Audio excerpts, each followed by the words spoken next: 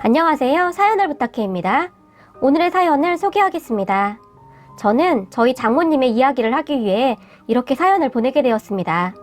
저희 와이프는 참 괜찮은 사람이었는데 그런 와이프와는 다르게 장모님은 굉장히 욕심이 많은 사람이었어요. 그러니까 장모님은 본인에게 선물을 많이 드리거나 돈을 많이 주는 사람만 좋아했어요. 본인이 낳은 자식일지라도 말이죠. 항상 얼굴에 심술이 덕지덕지 붙어 있는데 놀부 마누라보다 심술이 더하면 더했지 절대 덜하지는 않았어요. 그럼 저희 처가댁을 소개하자면 처가댁은 딸만 셋이었어요. 저는 처가댁에서 둘째 사위이고 위에 형님이 한 분, 그리고 밑으로는 동서가 한 명 있어요. 그런데 위에 형님은 아주 허세가 대단한 사람이에요. 물론 우리 셋 중 형님이 돈도 제일 잘 벌고 능력이 있는 것은 사실이었어요. 그런 형님은 장모님과 잘 맞을 수밖에 없었고 둘이서 정말 꿍짝이 잘 맞았는데요. 장모님은 오로지 그런 형님만 사위 취급을 했어요. 그러니까 저와 동서는 그냥 찬밥 신세였다고 보시면 될 것 같네요. 저는 지금도 잊혀지지 않는 것이 처음 처가댁에 인사를 드리러 갔는데 장모님은 인사를 간 저를 보는 둥 마는 둥 하면서 일을 어쩌겠나? 내가 오늘 모임이 있어서 음식 준비를 못 해놨는데? 자네 혹시 라면 좋아하는가? 요즘에는 장모랑 사이가 그냥 친근하게 지낸다는데 우리도 그렇게 지내는 것이 어떻겠나? 격식 그런 거 차리지 말고 말일세. 나는 라면 참 좋아하는데 자네도 라면 괜찮으면 내가 진짜 맛있게 라면 끓여줌세 라고 말을 했어요. 그런 장모님에게 와이프가 화를 냈는데요. 엄마, 내가 오늘 인사 온다고 했는데 너무하는 거 아니야?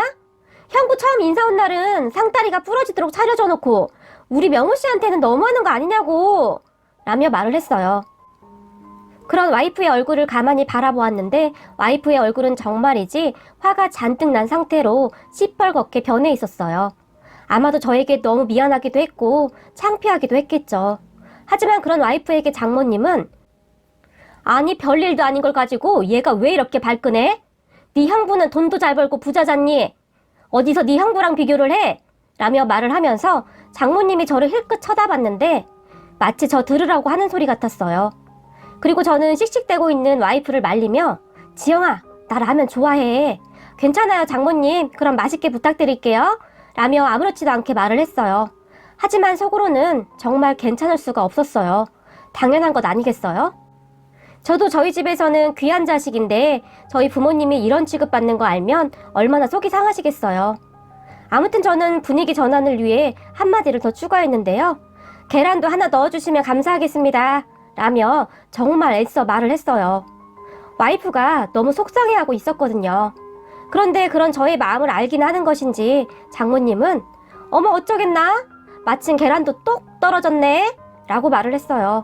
그런 장모님에게 와이프가 엄마! 라고 비명을 질렀고 저는 그쯤에서 정말 울고 싶은 심정이었어요. 그리고 빨리 그곳을 벗어나고 싶은 생각만 가득했어요. 그렇게 저는 계란도 넣지 않은 라면에다 김치를 정말 허겁지겁 먹고는 처가댁을 나왔어요. 처가댁을 나오는데 와이프가 눈물을 흘리더라고요. 미안해요 명호씨, 우리 엄마가 너무 심했죠? 그런데 엄마가 아빠도 없이 여자 혼자 딸 셋을 키워야 했으니 얼마나 힘이 들었겠어요. 그러다 보니 엄마가 돈에 조금 집착을 하는 편이에요. 명호씨 기분 나빴겠지만 조금만 이해해줘요. 내가 결혼하면 맛있는 음식 진짜 많이 해줄게요 라고 말을 했어요. 그리고 저는 그런 장모님을 이해하려고 노력했어요. 와이프 말대로 여자 혼자 딸 셋을 키워냈으니 대단한 일이긴 한 것이니까요. 아마도 제가 지방대를 나와서 기계 만지는 일을 한다고 하니 썩 내키지가 않았겠죠. 그때 당시 제가 월급도 많았던 것이 아니긴 했으니까요. 딸 자식 가진 엄마 입장에서는 걱정이 될 수도 있겠구나 싶었습니다. 그렇게 저희는 결혼을 하게 되었고 결혼 후에도 장모님의 차별은 끝이 없었어요. 우선은 결혼식장부터 마음에 들어 하지 않았는데요. 호텔에서 화려하게 결혼식을 한 형님과는 정반대로 저희는 정말 간소하게 결혼식을 했어요.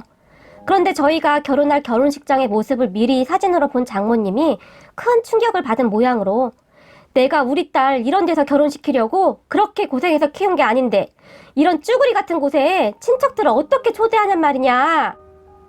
친척들이 얼마나 수근거리겠는가. 우리 지영이가 별 볼 일 없는 곳에 시집간다고 말이야. 집은 그렇다 쳐도 결혼식장은 그냥 근사한곳에 라며 저에게 명령을 하듯이 말을 했어요. 하지만 저는 그때 당시 그렇게 돈이 많지도 않았고 허세 부리자고 돈을 그냥 막 그렇게 허투루 쓰고 싶지가 않았어요. 장모님, 여기서 제 친구도 결혼식 했거든요. 그런데 정말 괜찮았어요. 음식도 맛있고요. 라고 제가 설득을 했지만 장모님은 절대 안 된다며 드러누워 버렸어요. 그리고 얼마 후 형님에게서 전화가 왔는데요. 형님이란 사람이 대뜸 한다는 말이 난데 도대체 돈이 얼마나 없길래 장모님을 알아눕게 하는 거야? 그 부족한 돈 내가 줄 테니까 그냥 장모님이 원하는 대로 다 해드려 라고 말을 했어요. 저는 그런 형님의 말에 정말 화가 났지만 꾹 참고 형님, 이미 예약 다 된 거라 취소하는데 위약금도 들고요. 지영이랑 저는 예식장 마음에 들어요. 형님 마음만 고맙게 받을게요 라고 말을 했어요. 하지만 형님은 그런 저의 말에 답답하다는 투로 이렇게 철이 없어서야 결혼식을 둘만 하는 거야? 가족과 가족이 하는 건데 둘만 괜찮으면 끝이야? 제발 철 좀 들어 이 사람아. 내가 나이도 많고 형님이니까 충고하는데 돈도 없으면서 괜한 자존심만 부리지 말고 그냥 내가 주는 돈 보태서 장모님이 원하는 곳에서 결혼식해. 어디서 굴러들어온 돌이 별 문제없던 집안에 풍비박산을 일으켜? 라고 화까지 내면서 말을 했어요. 그쯤에서 저도 화가 나기 시작했고 형님, 말씀이 좀 심하신 것 아닙니까? 제가 아무리 아랫동설하지만 말을 좀 가려서 해주시죠? 라고 약간은 격앙된 목소리로 말을 했어요. 그런 저의 말에 형님은 거참 답답하네? 말귀를 못 알아들어도 진짜 못 알아듣네. 알았네. 자네랑 말해봤자 벽에다 말을 하는 것 같으니 전화 그만 끊겠네. 라며 신경질적으로 전화를 끊어버렸어요. 그리고 저는 정말 황당해서 전화기만 멍이 바라보고 있었는데 잠시 후에 형님이 장모님에게 저와의 일을 다 일러 바쳤는지 다시 장모님에게서 전화가 걸려왔고 자네 도대체 왜 그러는가? 아니 형님이 돈을 보태준다고 하면 네 감사합니다 하고 그냥 넙죽 받으면 되는 거지. 도대체 왜 광자를 부리고 있냐고? 라며 노발대발했어요. 그쯤에서 저는 정말 뒷골이 땡기기 시작했는데요. 와이프와 결혼을 중단해야 하는 것은 아닐까 하는 생각까지 들었어요. 하지만 와이프가 가족들을 설득하겠다고 저에게 간절하게 말을 해서 저는 우선 흥분을 가라앉히게 되었어요. 그렇게 저희는 결혼을 하게 되었는데 결혼식장에 온 처가댁 가족들은 정말이지 얼굴이 멋씹은 표정이었어요. 장모님은 결혼식 내내 오만상을 찌푸리고 있었는데요. 지금도 결혼식 사진을 보면 장모님의 얼굴은 심술이 가득한 마귀할멈처럼 보입니다. 정말 고집도 대단하더라고요. 결혼식장서 한결같이 그런 마귀할멈 같은 표정으로 일관을 하셨는데 물론 음식에도 손 하나 대지 않았고 나중에 들으니 형님이 호텔 뷔페로 가족들을 다 모시고 가서 따로 저녁 식사를 했다고 합니다. 그제서야 장모님의 기분이 좋아졌다고 하고요. 하지만 처제만이 진심으로 저희 결혼식을 축하해 주었는데 형부, 엄마 심술 부리는 거니까 신경 쓰지 마세요. 근데 여기 결혼식장 가격 대비 진짜 괜찮네요. 음식도 아주 맛이 있어요. 라며 저를 위로해 주었어요. 그리고 결혼 뒤에도 장모님은 저와 형님을 철저히 차별했는데 저는 지금까지 밥 한 번 제대로 얻어먹어본 기억이 없네요. 하지만 처가댁에 혹시 형님하고 같이 가게 되는 날이면 장모님이 상다리가 부러지게 음식을 차렸는데 저는 장모님이 그런 음식을 할 수 있다는 사실을 그날 처음 알았던 것 같아요. 제가 갈 때마다 참치 쪼가리 들어간 김치찌개나 된장찌개 그리고 계란말이 그리고 라면이 전부였는데 말입니다. 형님이 오는 날에는 무슨 잔치를 하듯이 상을 차렸더라고요. 그런 장모님을 보면서 저도 저였는데 와이프가 저보다 먼저 만정이 떨어졌는지 처가댁에 가자는 말을 잃지 안 하더라고요. 어쩌다가 제가 그래도 오늘 장모님 생신인데 가봐야 하는 거 아니야? 라고 물어보면 와이프는 형부가 엄마 좋아하는 호텔 가서 거하게 사줬겠지. 우리가 가봐야 인상만 쓰는데 뭐하러 가. 그냥 돈만 조금 붙이고 말 거야. 라며 딱 잘라서 말을 해버렸어요. 그리고 와이프는 오히려 저희 부모님 댁으로 가서 같이 밥을 먹기도 했는데요. 저희 부모님과 와이프는 정말 잘 맞았거든요. 아마도 와이프는 자식을 차별하지 않고 똑같이 대하는 저희 부모님에게 의지 같은 것을 했던 것 같아요.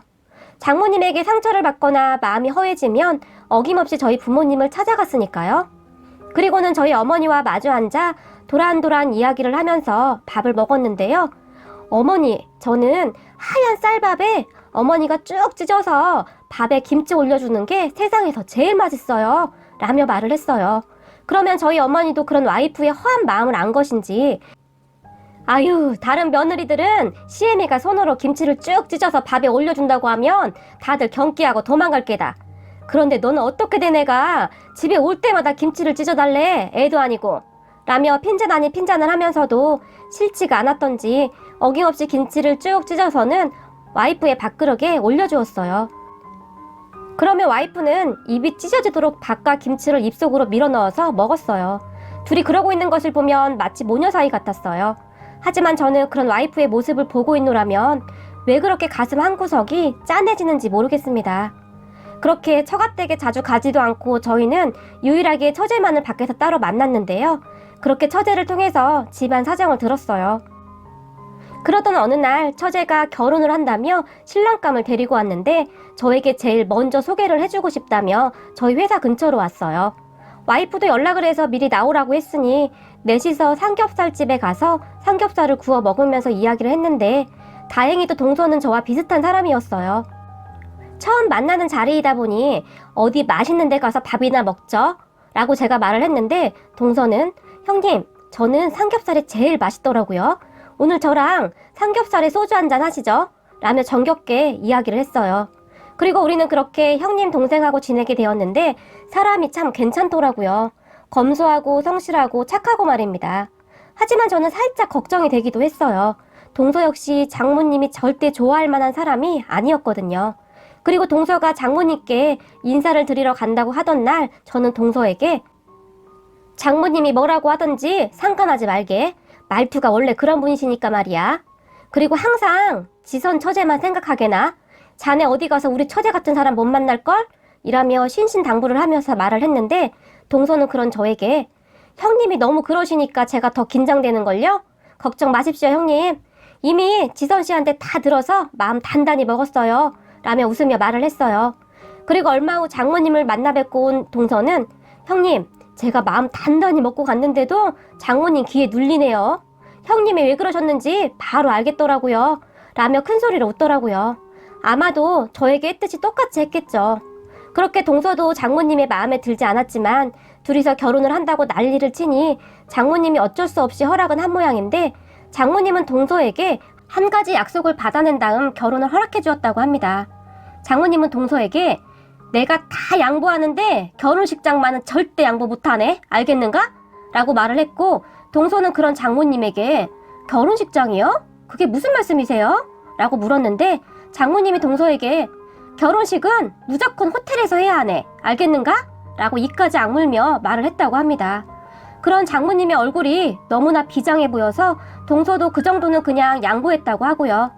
그 이야기를 듣는데 저도 모르게 그만 웃음이 터져나왔어요. 그래서 동서에게 내가 장모님 말을 안 들어서 장모님이 한이 맺혔구만 그래. 자네 결혼식장에서는 장모님이 활짝활짝 웃겠구만 이라고 말을 하기도 했고요. 그리고 결혼 후 동서도 장모님을 잘 찾아뵙지는 않는 듯 했어요. 저희 와이프나 처제가 나름대로 장모님에게서 남편들을 지켜내기 위한 방법이었겠죠. 그런데 그러던 어느 날 사건이 터졌어요. 저는 너무 놀라서 말이 안 나올 정도였는데요. 평소 저에게 절대 전화 한 통 없던 장모님에게서 전화가 걸려왔어요. 이보게, 날쌔. 혹시 지영이는 왜 이렇게 전화 연결이 안 되는 건가? 라며 저에게 물었고 저는 그런 장모님에게 아무 생각 없이 집사람 오늘 저희 어머니랑 겉절이 담근다고 하는 것 같던데? 제가 저희 어머니한테 전화 한번 해볼게요. 라고 말을 했는데 장모님은 지금 겉절이가 문제야? 지 엄마는 다 죽어가게 생겼는데 인정머리 없는 것 같으니라고? 라며 말을 했어요. 그런 장모님 말에 놀라서 장모님 무슨 일 있으세요? 라고 물었지만 장모님은 단단히 화가 난 모양으로 됐네. 자네는 지영이하고 전화 연결되면 나한테 전화하라고 하게나? 이건 딸들이 셋이나 있으면 뭐해? 전화를 한 번에 받는 딸년들이 하나도 없으니. 라며 전화를 끊어버렸어요. 그리고 저는 저희 어머니에게 전화를 해서 와이프를 바꿔달라고 했고 와이프에게 장모님의 말을 전달했어요. 그리고 장모님과 통화를 했던 와이프가 놀라서 저에게 다시 전화를 했는데요. 여보, 큰일 났어. 형부가 글쎄 회사 공금을 횡령하고 잠적했대. 라는 충격적인 말을 했어요. 그리고는 제가 제 말을 하기도 전에 와이프는 그래서 경찰이 언니 집에 와서 조사하고 난리가 났나 봐. 언니 지금 충격받아 쓰러져서 병원에 입원해 있대. 나 지금 병원 가봐야 하니까 당신 저녁은 어머님 댁에 와서 먹어? 라고 말을 했어요. 그런 와이프에게 저는 무슨 말이야? 지금 밥이 중요해? 나도 처형 병원에 가봐야 하는 거 아니야? 라고 다급하게 물었지만 와이프는 됐어. 그 자존심 강한 엄마랑 언니가 참도 반기겠다. 그냥 나 혼자 다녀올게. 내가 혹시 급한 일 있으면 연락할 테니까 너무 걱정하지 말고 라고 말을 하고는 전화를 끊어버렸어요. 그리고 그날 밤 늦은 시간 집으로 돌아온 와이프는 충격적인 말들을 쏟아냈는데요. 형부가 글쎄 도박하다가 돈을 다 날려먹은 모양이야. 그러다가 집까지 날리게 생겼으니까 회사 공금을 몰래 빼돌린 모양이야. 진짜 제정신이 아닌 것 같아. 이 정도면 금액도 커서 구속이라는데 이제 어떻게 해? 라며 울먹이며 말을 했어요. 저는 참 충격이 아닐 수가 없더라고요. 그렇게 허세란 허세는 다 부리더니 공금 횡령이라니요. 너무 황당하니 아무 말도 나오지 않더라고요. 그리고 얼마 후 형님은 결국에는 자수를 했고 집행유예를 받아 구속은 면할 수 있었지만 살고 있던 아파트를 팔아 합의를 했다고 합니다. 아파트가 처형과 공동 명의였다는 것이 그나마 다행이었을까요? 적어도 합의는 가능했으니 말입니다. 그렇게 형님네는 정말 아무것도 없이 처가댁으로 이사를 했는데요. 어디 갈 곳이 없었던 것이 형님네 부모님도 합의를 위해 집을 팔고는 조그만 원룸으로 이사를 갔다고 하니 그곳으로 갈 수도 없었고요. 그렇게 형님은 장모님과 한 집에서 살게 되었어요. 하지만 제가 굳이 말을 하지 않아도 아시겠지만 장모님에게 엄청난 구박을 받고 있답니다. 집도 절도 없는 형님을 장모님이 절대 좋아할 리가 없죠. 어느 날 처가댁에 가니까 형님이 밥에 물을 말아서 김치 쪼가리에 밥을 먹고 있었는데 장모님이 그런 형님에게 돈 한 푼 없는 것이 밥은 꼬박꼬박 잘도 처먹는다 그래. 지금 밥이 목구멍으로 넘어가냐? 그게 넘어가냐고? 나 같으면 절대 안 넘어가겠구만. 이라고 말을 하며 형님을 죽일 듯이 째려보았어요. 그렇게 죽이 잘 맞던 두 분이서 거의 원수가 되어 있었어요. 하지만 그 뒤 저를 보는 장모님의 눈빛이 달라졌는데요. 저는 성실하게 돈을 모아서 얼마 전에 집도 하나 장만했고 작기는 하지만 사업장 하나 차려서 운영하고 있어요. 그리고 그동안 꽤 열심히 일한 덕분에 주변에 단골이 많이 생겨서 사업이 꽤 잘 되고 있어요. 그랬더니 장모님 눈빛이 달라지네요. 그리고 가끔 저에게 무슨 호텔 음식이 그렇게 맛나다던데 이번 내 생일날 한번 가줄 텐가? 라고 물었어요. 하지만 와이프는 그런 장모님에게 호텔은 무슨 호텔이야. 지금 언니도 저 모양인데 엄마 제발 정신 좀 차려 라고 잔소리를 했어요. 그러면 장모님은 꿍시렁거리며 나가버리곤 했고요. 그리고 형님은 몰골이 아주 말이 아니었는데 저만 보면 동서 혹시 1,000원짜리 몇 개 있어? 나 담배가 떨어져서 말이야.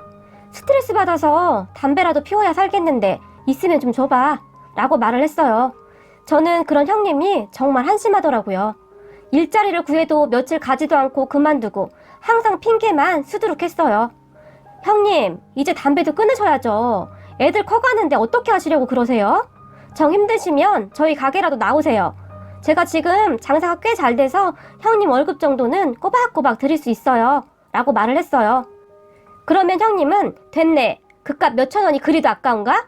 그리고 나는 그런 기름 냄새 나는 곳에서 일을 해본 적도 없어. 감히 나한테 그런 잡일을 시키려고 그러나? 나도 곧 취직할 테니까 걱정 말게나 라고 화를 내곤 했어요. 저는 그런 형님이 정말 한심했고요. 처형은 자식들 키워야 한다며 그 자존심에 여기저기 닥치는 대로 일을 하고 있거든요. 그런데 가장이란 사람이 저러고 있으니 한심할 수밖에요. 그리고 장모님은 요즘 저와 동서에게 정말 잘하는데요. 갈 때마다 아주 상다리가 부러집니다. 하지만 저와 동서는 그런 장모님이 그다지 반갑지만은 않네요. 그냥 할도리만 하고 있답니다. 오늘의 사연은 여기까지였습니다. 즐겁게 보셨다면 구독, 좋아요 부탁드립니다. 고맙습니다.